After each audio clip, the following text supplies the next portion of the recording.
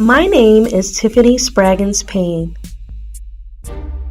I'm your host of Zigzag, which highlights women entrepreneurs and industry leaders of the science, technology, transportation, engineering, and mathematics industries. We talk to these women about their business models and how they differ from their competitors. My guest today here is Nicole Newman. Nicole is the president and CEO of Newman Networks. She is an aspiring motivational speaker, technology writer, exceptional business networker. Nicole started her professional information technology career at Cigna. After a 15-year run, she ends her corporate career at the global consulting firm of Deloitte. Welcome, Nicole. Thank you for having me. I feel like I'm at home back at the Enterprise Center. You are certainly at home. We're really excited to have you on today. And so we just want to get started with just talking about, tell us your background. You've done some work here with the Enterprise Center. We know that you've done some dynamic work in the community at large in West Philadelphia and beyond. And we know that you've done some professional work in the early stages of your career with Cigna and Deloitte. So just tell us about your journey. Okay, I think my journey started in college, just looking at technology and where it was going and where it was heading and understanding the benefits from technology systems.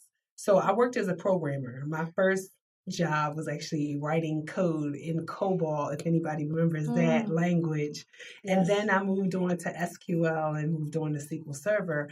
But at Deloitte, I was transformed by meeting Nick Van Dam, who was the chief learning officer for the global consulting firm. And we expanded our base from 17,000 employees to 130,000 employees over a year and a half period.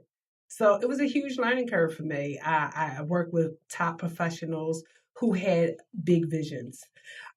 During my time at Deloitte, I found out that my boss's boss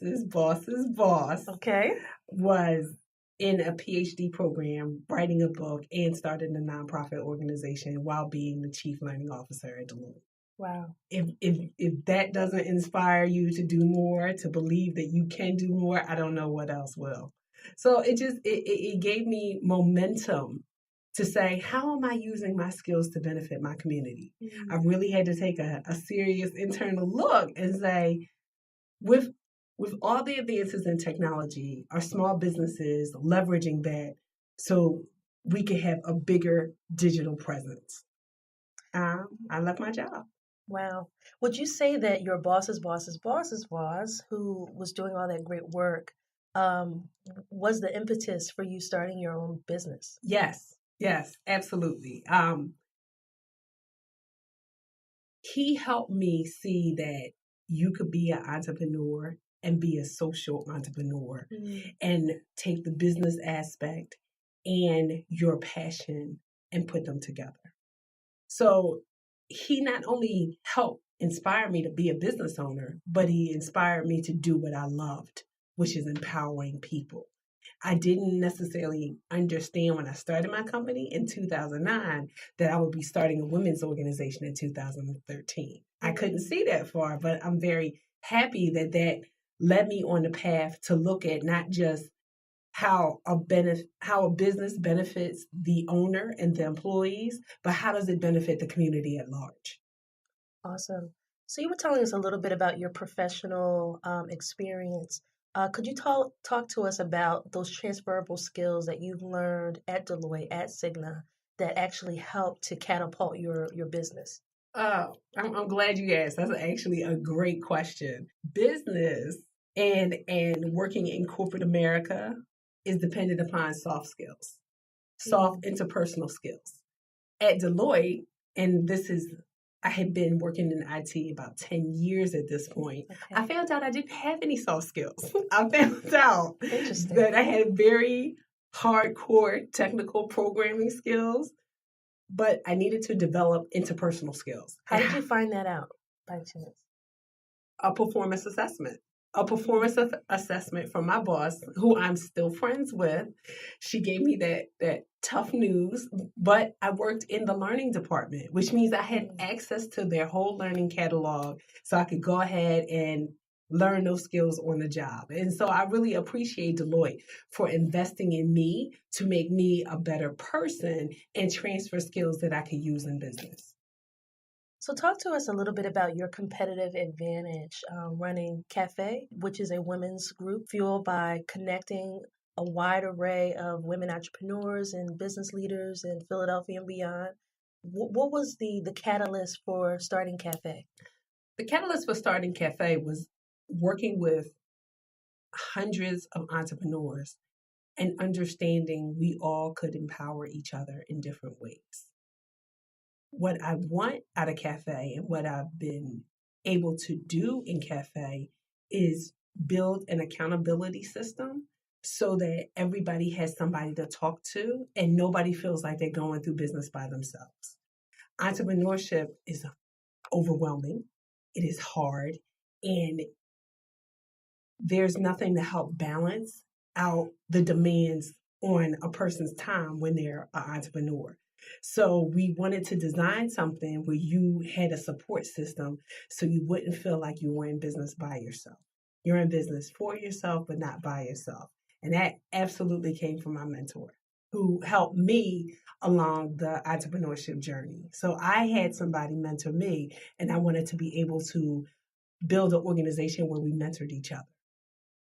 That's very inspiring. Could you talk to us a little bit about some of the specific services that your consultancy, Newman Networks, provides? One of the things I think that sets Newman Networks apart is that we refer out a lot of our resources. People come to us because they're looking for something and they trust that we know the answer or that we can refer them to somebody who knows the answer. And I'm very, very proud of that because I think Philadelphia has a lot of talent. And we might not have necessarily all the tools for it to be found on the internet because there are over 1 billion websites. So if they feel like they can find somebody who can do the search for them, it saves the person who needs the information time and the person who wants the information time so that we can connect them in a quicker way than doing a Google search through 1 billion websites. So I would say I'm most proud of being able to help entrepreneurs get from step A to step C in a very quick, efficient manner by giving them the resources, whether it be a lawyer, whether it be an accountant, whether it be a website designer, so they can put their product to market quickly. So you are a curator of talent, and you also your business looks to drive process Yes. and strategic delivery of those processes. Absolutely. When now we're venturing into financial literacy, and I really couldn't see it coming. You would ask me this question 2 years ago, I would tell you financial literacy is not on my list of services, but it has absolutely moved its way up for 2018. What's inspired financial literacy is becoming one of those pillars in the work that you do? I would say overall, accounting and finance are one of the least talked about parts of business ownership, even though they should be one of the most talked about parts of business ownership because accounting and finance drives your pricing model. So as I got into the field and understand financial literacy is now a big boom for technology, I saw the opportunity for small businesses to leverage financial aspects and products that they weren't able to do before based off of their accounting systems. I was able to get financing, but I was not able to finance a lot of the clients I served just because we didn't necessarily have our financial ducks in a row, meaning that our bank account wasn't tied to our accounting system because we were trying to do shortcuts through using Cash App and PayPal, which are not really accounting systems. That has become a bigger field because the products that are available on the market are dependent upon us knowing how to do our accounting. So there's an education piece that I can bring to make sure that our accounting systems are in place, which then leads to financing, which then leads to business growth. So the objective is to get to business growth, and it's just through the education of financial literacy and the availability of technology solutions that weren't available 10 years ago. Mm.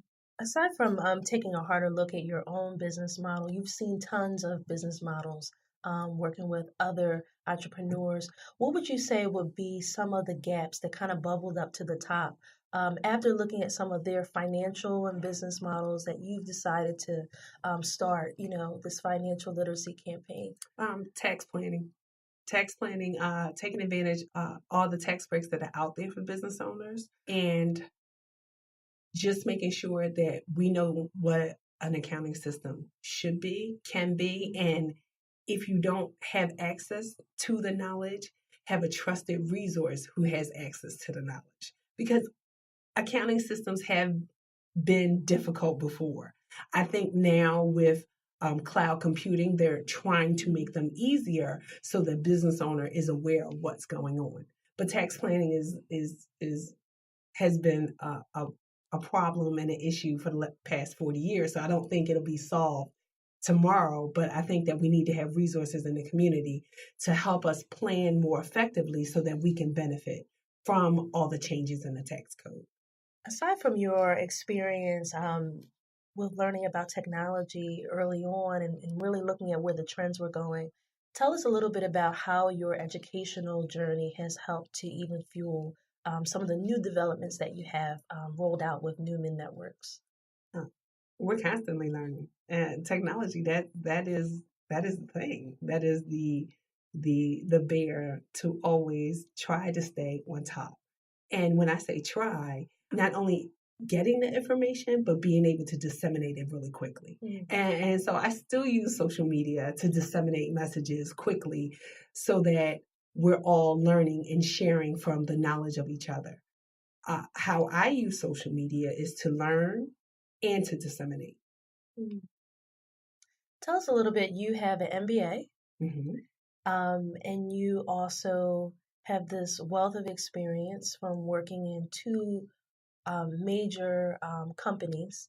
Talk about how you have paired your MBA experience and your in the field experience to help build the credit worthiness for your company. Because a lot of business owners might be starting out fresh. Maybe they just acquired that degree, but maybe do not have the field experience coupled with that. How have you brought your educational and field experience to the forefront to move your business forward? That's another excellent question. Only because my MBA is in finance, and so I Mm. didn't understand how I would use that, and I wasn't necessarily thinking that I was going to use it in business, but I didn't understand that experience of having that allowed me to do some things differently when I set up my business to be able to finance later, and so I want to make sure that I invested $30,000 in this degree. How can I use that to benefit everybody so that we're all learning from each other and all of our systems and our processes look very similar so we all can get financed? Wonderful. So you would say that the ROI on acquiring that degree, paying that 30,000, you saw that making immediate returns or bringing immediate dividends for not only you individually, but your client base that you're serving. There was definitely a jump when I first received the MBA, but now the knowledge is something that's even more valuable, and it's more valuable in 2017 than when I actually achieved the MBA in 2000. Only because the technology has allowed intermediaries who look at credit worthiness to be on the computer. So the technology changed, and that's one of the trends in entrepreneurship right now. Mm. So tell us a little bit how you've been able to employ strategy to bring together various groups to do business with each other, to support one another. to cultivate other or multiple streams of income? Well, I think that's where the Enterprise Center comes in. I think Okay. that's where you leverage the resources in your community and then make sure that we're connecting the dots. One of the things that I like to do is connect the dots and say, we have entrepreneurs here, we're serving a community here, and then how if we're serving a community in a different area, how can we bring those together so they can share information? So I would say leveraging relationship with nonprofits, and that's why I'm very happy to be back at the Enterprise Center because our nonprofit organizations have done the legwork. And so I didn't feel like I started fresh. I was able to tap into a network that had been serving entrepreneurs for way longer than I had. And so I'm I'm happy to be back. So, with that being said, would you say that the Enterprise Center was definitely a tool in your toolbox to help you to kickstart Newman Networks? Absolutely, without a doubt. And I thank Della for actually building the Enterprise Center and bringing people together. And so this is where I met a lot of great people. I got some ideas and I was mentored. And so we always want to give back to the communities who gave to us. And then we can just keep giving to each other to build a cohesive network. That's wonderful. So, tell us a little bit about how you balance Newman Networks, life. You have a family. Just tell us a little bit about work-life balance. What does that look like for you? That looks like having a strong support network. Okay. That is one of the things that I think I bring to C.A.F.E because I didn't understand when I started my business that my 5 girlfriends were starting businesses with me. I didn't know that. So my friends absolutely supported me and my friends became entrepreneurs so that we could have the work-life balance. The difference, I still work 70 hours a week. So that hasn't changed from my days at Deloitte, but I schedule those 70 hours and I can schedule it around their activities so that the window when I need to be balanced with my family life between 3 and 6, I take that time to do that. And my corporate job couldn't necessarily say, Nicole, you can get off at 2 o'clock and you can come back at 7. That Right. is so I think that's why women are jumping towards entrepreneurship, especially African American women, for the work life balance. But then, if you have the time, are you using it strategically to employ the resources to move your business forward? So, with the advent of new networking opportunities coming up across the city and the country, rather, meetup.com, for example, what would you say is your competitive advantage when you brought together this dynamic group of entrepreneurs for C.A.F.E? What would you say is that cutting edge or that Our secret little sauce? secret sauce? Yes. Thank you. That sets you apart from just clicking clicking onto a meetup.com site. Okay. Our secret sauce is accountability. Oh, I still have a Sunday night call at 9 p.m. where we get on the phone and we say what our goals for the week. And our secret sauce is actually working together.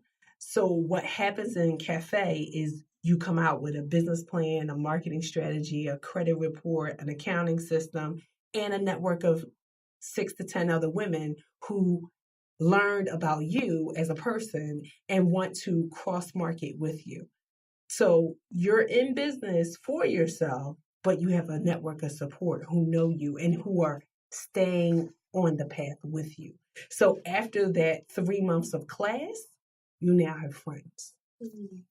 And so, if someone wanted to learn more about C.A.F.E, how would they get connected? How can they connected to you? Okay, they can get connected through our website, www.phillycafe.org. They can get connected through social media. We're calling all female entrepreneurs. Wonderful. And so, again, I am Tiffany Spraggins-Payne. I am your host of Zigzag.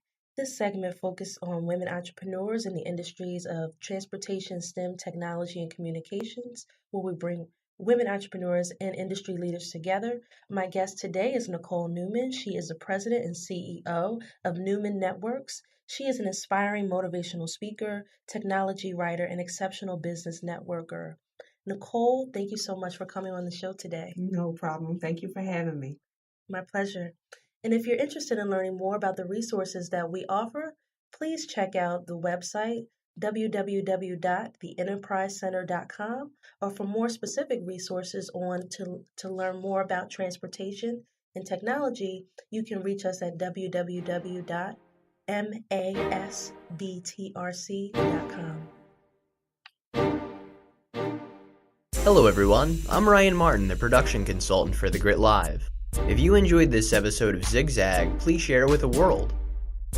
If you have any feedback or would like to be featured on this program, please email us at thegritlive@gmail.com. Join us Thursday, May 3rd at Eats for Equity, a special fundraiser showcasing the Center for Culinary Enterprises and some of the businesses that you've heard on the Grit Live's programming. For more details, visit e4e2018.eventbrite.com. That's e2018.eventbrite.com.